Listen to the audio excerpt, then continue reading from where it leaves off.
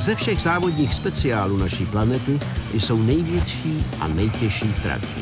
Nic není tak majestátní, jako pořádně rozjeté trakové monstrum. Ve výčtu všemožných zajímavostí samozřejmě nemůžou chybět slečny, ale zkuste si mezi touhle velkorysou nabídkou vybrat nějakou nej. A jestli letos byly nějaké bouračky, no to víte, že byly. Malé strkanice i efektní salta. Je to úplně stejné jako s těmi slečnami. Vybere si tu každý. A co nového nás bude čekat příští rok, to je pořád ve hvězdách. Jisté je jen jedno.